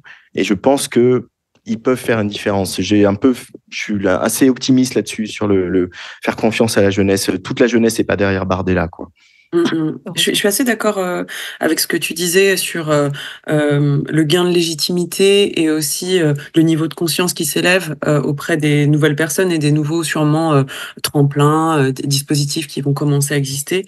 J'ai assez confiance pour ceux qui existent déjà, enfin les tremplins existants et tout. Oui, faire de la prévention, je pense que c'est important. De la part d'artiste à artiste, il y a beaucoup de dispositifs aujourd'hui de mentorat qui existent, mais aussi justement pas que d'artiste à artiste, mais c'est super bien que toi, tu vois, Antoine, d'autres acteurs de l'industrie puissent aussi alerter sur ces questions-là. Et après, c'est au-delà de la prévention, c'est de faire comprendre aux artistes, à ces artistes-là. Moi, je l'ai vécu en tout cas que si tu sers de token conscient, il faut savoir simplement ce que tu viens chercher aussi. Parce que parfois c'est donnant-donnant. C'est-à-dire que moi, je me suis rendu compte a posteriori, justement, avec la question de la sortie de la chanson chinoise, que j'ai pu, sur certains médias, être un token. Bon, on s'est servi du fait que y ait peu d'artistes asiatiques, etc. Ça faisait cool, machin, tout ça. On parlait beaucoup on recommençait à parler un peu plus fort de diversité à l'époque. Et voilà, donc j'étais un peu la caution, entre guillemets, asiate de service à certains endroits. Il s'avère que c'était le cas. Le fait de m'en rendre compte, ça m'a fait du mal, mais à la fois, j'ai eu conscience à ce moment-là de pouvoir m'exposer et d'avoir des occasions de m'exposer qui ne sont plus jamais arrivées après. Et ça m'a permis de dire ce que j'avais à dire aux endroits où j'avais à le dire, même si j'ai refusé d'aller sur le plateau d'Hanouna. Voilà, c'était ma limite. Et voilà, et donc simplement d'avoir conscience de ça et de réussir à intellectuellement l'intégrer et émotionnellement s'en détacher. De se dire, je sais pourquoi j'y vais, je n'attends pas de ces gens-là qu'ils soient gentils avec moi ou qu'ils m'aiment. Je viens dire ce que j'ai à dire et je m'en vais et je me retire une fois que c'est fait. Moi, c'est un conseil que j'ai reçu notamment de Rokhaya, qui, elle, se tape des trucs. Rokhaya Diallo, pour les gens qui ne la connaissent pas, qui est journaliste, militante, etc., qui vient beaucoup parler d'antiracisme, et elle s'en prend plein la tronche. Et je lui ai demandé, mais comment tu fais, en fait, pour être suffisamment solide et pour aller à des endroits où parfois on ne t'attend pas, etc., où tu peux avoir l'impression aussi qu'on se sert de toi. Elle me dit, moi, je sais pourquoi j'y vais. Je sais ce que j'ai à dire, je sais qui j'ai envie de toucher, etc. Et je pense qu'avec un objectif un petit peu plus clair, on peut aussi un peu moins se faire écrabouiller émotionnellement. Ouais. Après, pour revenir au sujet de ton podcast, Héloïse, je pense qu'il faut quand même arriver à trouver le moyen de recentrer l'exposition médiatique, l'exposition de nos artistes, etc., sur l'émergence, en tout cas de rééquilibrer. Oui. C'est-à-dire que, et fatalement, parce que moi, c'est un constat que j'ai fait sur Tsugi Radio. Au début, on a tâtonné, on a cherché un format, etc. Et effectivement, assez vite, je me suis rendu compte, mais pourquoi j'ai pas plus de femmes que ça dans un playlist? Ça n'a aucun sens. Et en fait, en creusant toutes ces questions-là, on se rend compte, voilà, ou de femmes résidentes aussi au début, où quand Tsugi Radio n'avait pas de studio et que nos résidents nous envoyaient des mix, j'avais aucun problème à fidéliser des hommes DJ. Et en fait, les femmes m'envoyaient toujours leurs mix très tardivement. Je sentais que c'était compliqué. Et un jour, une de ces DJ m'a dit, mais tu ne te rends pas compte, Antoine, nous sommes des femmes, certaines en plus étaient racisées, et queer, donc double ou triple peine. Et ces femmes disaient, en fait, on joue moins que les hommes, on a des plus petits cachets, donc non, j'ai pas de platine chez moi. Donc en fait, pour pouvoir t'envoyer un mix, il faut que je m'appuie sur des relations, des copines, des copains, etc., squatter chez eux leurs platines ou squatter les platines d'un club pendant les horaires de fermeture, etc. Du coup, ce qui rend compliqué le fait d'être régulier, etc. À partir du moment où Tsugi Radio a eu le studio, effectivement, il est devenu très important que dans nos résidents et nos résidentes, que nos résidents et nos résidentes soient à parité, qu'il y ait des personnes racisées, qu'il y ait des personnes queer, qu'on ait aussi un côté, ce qu'on a toujours cherché à Tsugi Radio, d'avoir United Colors of Electronic Music, d'avoir tout le spectre, quoi, des musiques très dures qui peuvent aller jusqu'à techno-indus ou hardcore, jusqu'à des trucs plus disco et puis boogie, et tout ça représenté aussi de manière très diverse. Et je pense qu'à partir du moment où on se pose la question de l'émergence, la question de la diversité, que ce soit sur la parité, sur les personnes racisées ou les personnes queer, etc., elle n'en a même pas à se poser la question, ça vient tout seul. C'est-à-dire que si on décale le spectre et qu'on dit « je veux plus faire d'émergence sur mon média ou dans mon festival », fatalement, qui c'est qui fait de l'émergence aujourd'hui? Ce sont les femmes, ce sont les personnes racisées, ce sont les personnes queer. Et vraiment, c'est mathématique. Si on décale le spectre, ça devient évident et très simple. Moi, je n'ai pas à me poser la question. Je sais qu'en playlist sur Tsugi Radio, nous avons une parité, voire une majorité d'œuvres provenant d'artistes femmes, queer ou racisées. Toi, Thérèse, tu as l'impression que c'est quelque chose qui te dessert d'être une femme asiatique, queer? De plus de 30 ans. De plus de 30 ans, qui ouvre sa gueule. Qui ouvre sa gueule et qui est issu de classe populaire. Oui, en un certain sens, à la fois, enfin, je te dis oui, et je reviens au début de l'interview, mais sur les médias mainstream, oui. Aujourd'hui, ça l'est. Mais dans plein d'autres milieux, ça ne l'est pas. Enfin, je suis ça et aujourd'hui, je pense que c'est important, même si c'est pas facile, de s'appuyer sur ça pour mener sa carrière. Enfin, en fait, on ne crée que ce qu'on est. Hein. Moi, ma musique, elle ressemble juste à ma vie. Enfin, j'invente rien d'autre. Et pourquoi la musique aujourd'hui, les musiques sont hybrides de tous ces artistes-là, c'est parce que souvent, c'est, je sais pas, des transfuges de classe, effectivement, des personnes queer qui naviguent entre différents milieux. Et du coup, le fait de naviguer et de vivre au contact de plein de gens, ça fait que tu crées ça parce que c'est ce qui t'influence. Et voilà. Et après. Oui, je pense au sens industriel du terme, ça peut me desservir.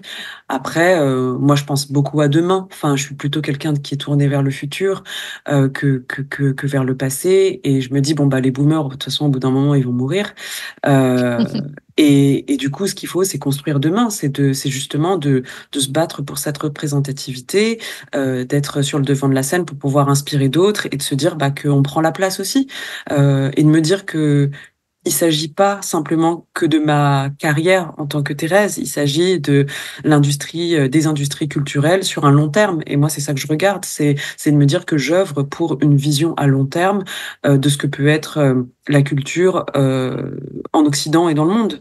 Et pour ça, je pense que c'est important aussi de se dire qu'aujourd'hui, au-delà de se sentir légitime de faire de la musique, et je dis ça peut-être aussi parce que je suis un peu plus vieille, mais il s'agit de se sentir légitime, d'entrer aussi dans des institutions, en fait, d'avoir une influence encore plus grande, au-delà de notre musique, sur la politique culturelle du pays.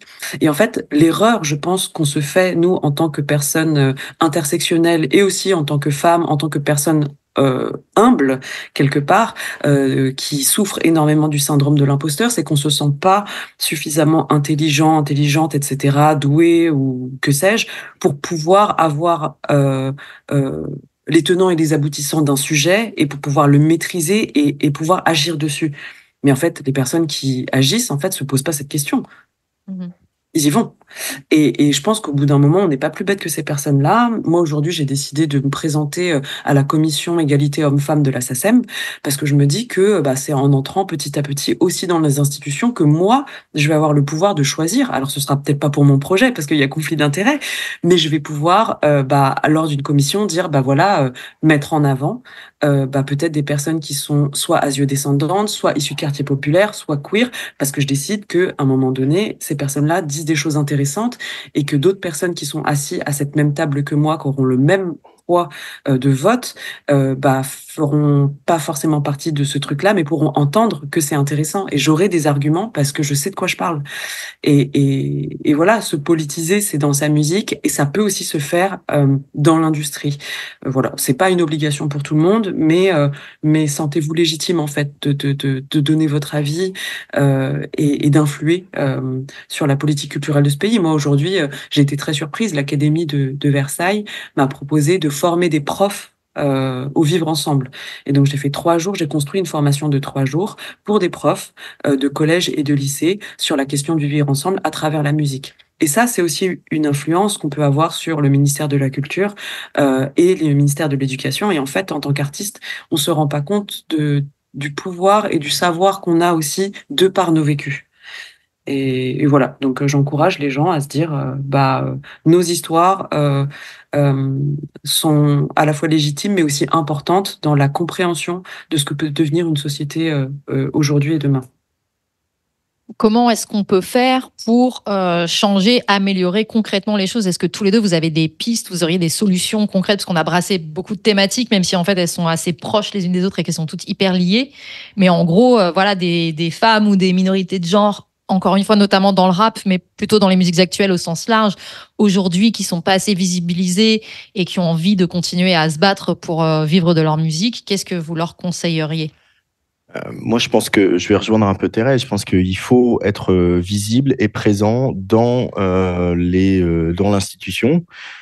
Et quand je dis institution, je parle autant de la SACEM, du CNM que des dispositifs de repérage installés, etc. Il faut accepter toutes les sollicitations de jury parce qu'effectivement, à partir du moment où on porte une voix, on apporte une voix, mais aussi surtout un regard et on met on met les personnes qui sont avec nous dans ce jury autour de la table et tout, etc., face à des réalités qu'ils n'avaient même pas soupçonnées. C'est-à-dire que globalement, je vois pas ça fait plus de 25 ans que je travaille dans la musique, je vois pas il y a quelques personnes qui sont malfaisantes et mal intentionnées, etc.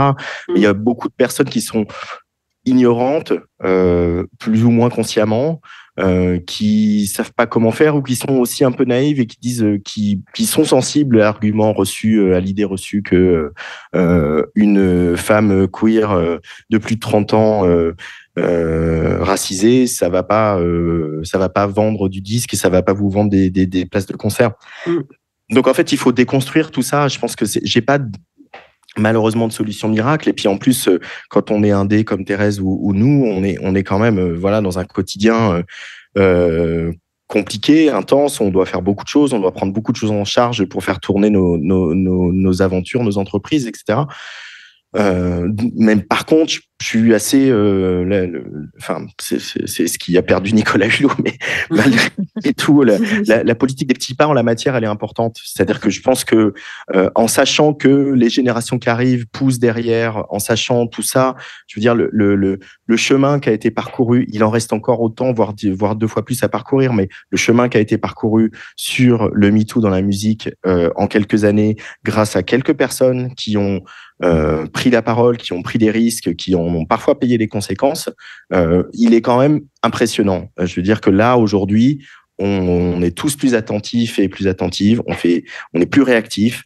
Le système est en train de s'adapter. Je veux dire, et évidemment, on n'arrivera pas à quelque chose de parfait en un claquement de doigts. Mais moi, justement, je vois des jeunes, je vois le comportement des jeunes en festival, je vois des jeunes mecs venir séparer une personne qui en agresse une autre ou qui en harcèle une autre. C'est des choses que je ne voyais pas il y a 10 ans, quoi. Donc, je pense que solution miracle, je n'ai pas. La contrainte, ça ne marche pas. Les quotas, les plateformes et les majors du disque et les festivals n'en auront rien à faire. Maintenant, quand on met les personnes, moi je vais pas donner de nom parce que l'idée c'est pas de montrer du doigt, mais je me souviens de travailler sur un très grand festival il y a quelques années, de poser la question au programmateur de la parité, juste la parité homme-femme à l'affiche, et de m'entendre répondre « on n'a pas de femmes tête d'affiche en France ». Oui, bien sûr. C'était il y a 5-6 ans.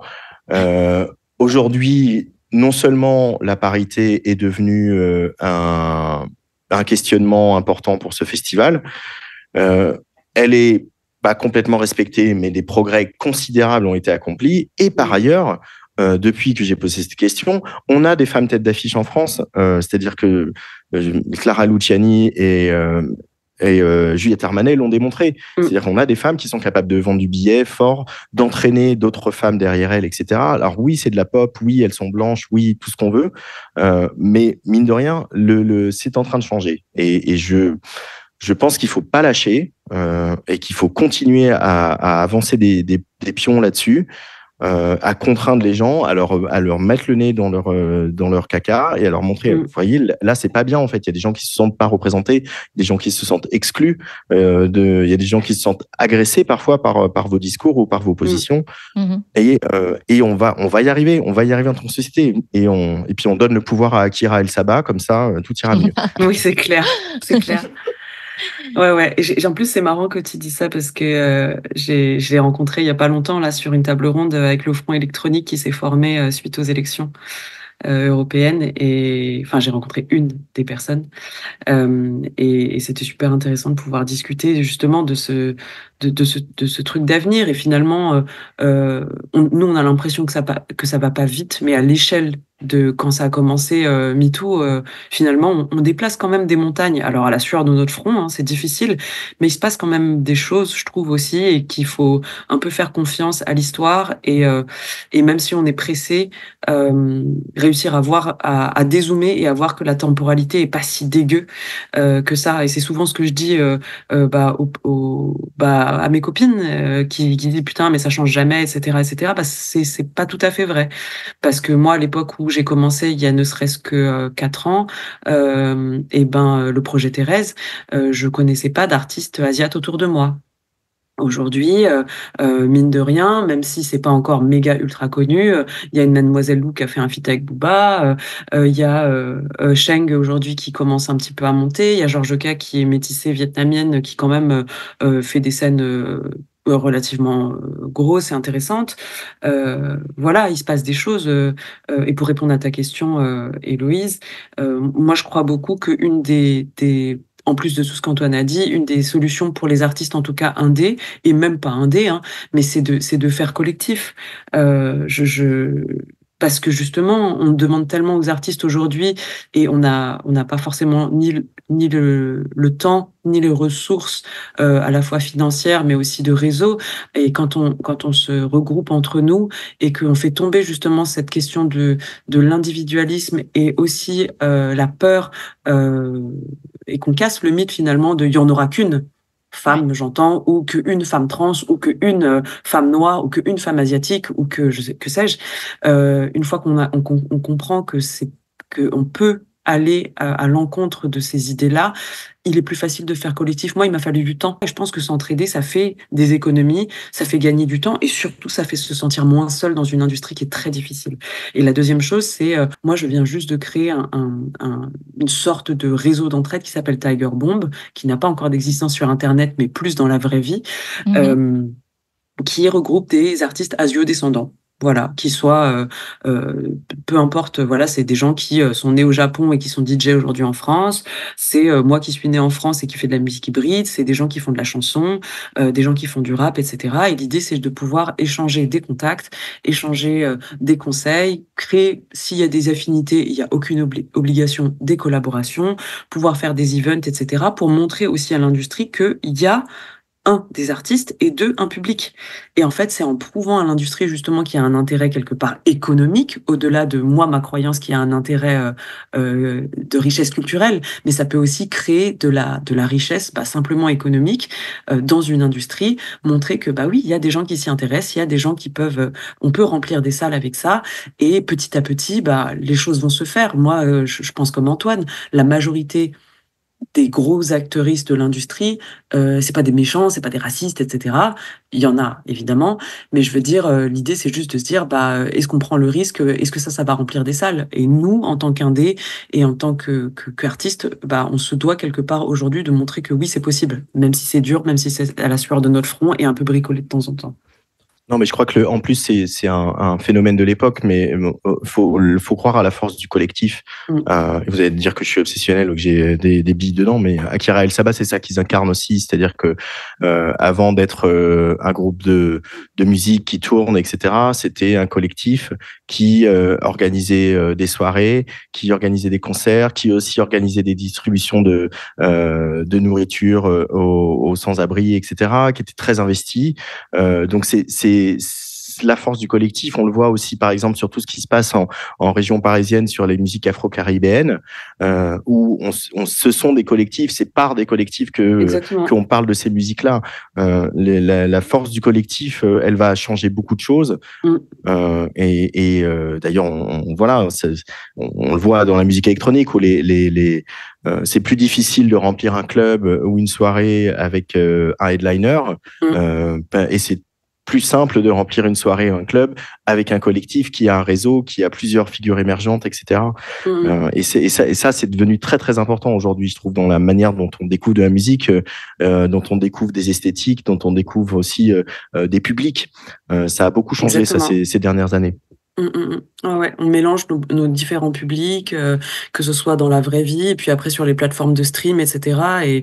Et en fait, ça bénéficie à tout le monde. C'est juste que ça met du temps parfois, quand on est un peu plus vieille école ou qu'on a connu l'industrie différemment, d'accepter ça et de s'y risquer quelque part. Mais moi, franchement, pour le coup, pour être à cheval entre deux générations, deux façons de faire, je trouve que c'est génial. Voilà, la Chrysalide, c'est génial. Tiger Bomb, c'est cool. Il y a aussi Afterlife Collective, qui est né il y a pas très longtemps, là, où il y a Thanks for Crying dedans, et puis je crois qu'il y a 6 autres artistes.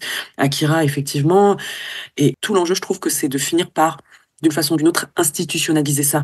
Parce que on sait très bien que ces collectifs-là, pour l'instant, ils existent parce qu'on a le gouvernement, aussi, comment dire, peu visionnaire soit-il, mais un gouvernement qui accepte ça. Dans 3 ans, moi, je pense qu'il faut vraiment réfléchir et préparer 2027, voire même avant, mais bon, voilà, et s'organiser autour de comment on fait pour rendre ça pérenne, si jamais c'est un autre gouvernement qui passe et qui n'est pas forcément pro tous nos combats. Et voilà, et pour ça, je pense qu'il faut vraiment réfléchir à la question plus pérenne des financements, parce que les financements de la musique aujourd'hui et de la culture viennent beaucoup de l'État.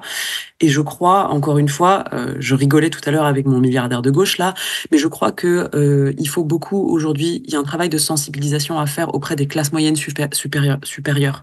Moi, j'ai été effarée quand je suis pendant les élections en allant sur LinkedIn, parce que moi, je suis une ancienne cadre en fait. J'ai bossé pour LVMH, etc., etc.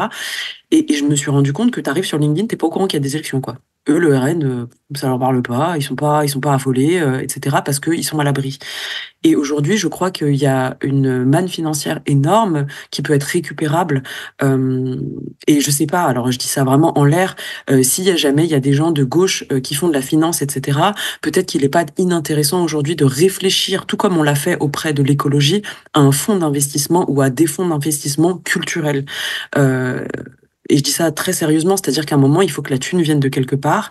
Et si les subventions sont coupées parce que le gouvernement, il est RN, faut continuer à trouver des sous. Et nous, en tant qu'artistes, on aura nos collectifs, etc. Mais il faut quand même continuer à alimenter tout ça, ce récit, des pièces de théâtre, des concerts, etc. Et donc, je pense que il faut que les gens prennent conscience, les classes moyennes sup, les gens qui sont riches mais qui votent à gauche, en gros, mettre de la thune quelque part dans des fonds qui vont servir à voilà, à subventionner, à sponsoriser aussi l'art et la culture, tout comme Bolloré il le fait de son côté. Il n'y a aucune raison que nous on ne le fasse pas du nôtre, quoi. On peut pas aujourd'hui, à mon sens, n'attendre que de l'État parce que justement ça risque de sauter. Oui, il y a quand même pas mal de pistes finalement. Même si vous n'avez pas de solution concrète, il y a quand même pas mal de pistes assez positives, quoi. Donc la patience, le renouvellement générationnel, et aussi ce que tu disais Antoine, signifier aux personnes qui déconnent, qu'elles déconnent, ça peut faire aussi avancer les choses à des moments, unir nos forces, l'entraide, etc. Donc il y a quand même pas mal de pistes de réflexion en tout cas. On espère que ça va inspirer les concernés. Et ES, est-ce que vous avez quelque chose à rajouter, un mot de la fin, quelque chose que vous voudriez dire? On a pas mal fait le tour, mais je pense que on vit une époque troublée. Je pense que les différents scrutins politiques un peu partout sur la planète, pas seulement en France, on inquiète. La guerre est en Europe, la guerre fait rage au Moyen-Orient, et je crois qu'on n'aura jamais autant besoin de musique et d'artistes, et que cette musique soit la plus diverse possible. La musique, c'est quand même faire du lien dans la société, faire du lien, créer des échanges, mais aussi trouver une façon de parler de toutes ces horreurs auxquelles on assiste. Nous, ça va, hein, moi ça va, hein, je vis bien, je suis à Paris, dans le 19e arrondissement, donc ça va, moi je vais bien, mais par contre je suis témoin de tout ça, au moins à travers mes écrans et la presse, et je pense que le rôle des artistes, il est essentiel, et il faut que ces artistes soient entendus, et on le voit dans des pays où l'extrême droite est au pouvoir, on voit comment ça, bien sûr, ça inquiète les artistes, mais aussi ça les galvanise, et tout ce qui vient d'Italie en ce moment, musicalement, est hyper intéressant, hyper encourageant, etc. Donc continuons à défendre les artistes, et même si on touche 2 auditeurs, et ben c'est 2 auditeurs auxquels on donne des clés pour se battre et pour résister, et juste pour avoir envie de se lever le matin. Donc pour moi, c'est ça que la musique a comme effet sur moi, quoi. J'aurais pu dire la même chose. Vraiment, je suis complètement d'accord avec ça, avec cette idée que les artistes ne doivent pas oublier que on est là aussi pour créer du lien, et essentiellement pour créer du lien, je dirais. Et en ajout concret, je dirais que là, récemment, je réfléchissais au système d'intermittence, etc. Et je me dis presque que c'est un devoir, en fait, qui devrait presque être rendu obligatoire dans le système culturel tel qu'il est fait aujourd'hui. Je sais que ça va faire bondir certaines personnes qui se disent ouais, mais l'action culturelle c'est pas pour tout le monde, etc. Moi je pense que c'est un devoir autant que ça l'est d'aller voter, par exemple. Pour moi, les heures d'intermittence devraient compter, alors évidemment pas un maximum, mais un minimum d'heures de création de liens sur le terrain. Je parle pas de concert, parce qu'effectivement, le concert, on crée déjà du lien, mais parfois pas. Parfois, il y a des artistes qui finissent un concert et qui vont en loge et qui vont faire la fête après, qui vont pas nécessairement discuter avec leur public. Et je crois que c'est important pour nous d'aller dans des endroits où justement il y a peu de mixité sociale, peu de mixité en termes de couleur de peau, en termes de religion, en termes de tout ça, pour aller montrer à quel point on ressemble aux gens, en fait. Que nos différences, que les différences qui sont véhiculées par certains médias, elles n'existent pas dans la vraie vie.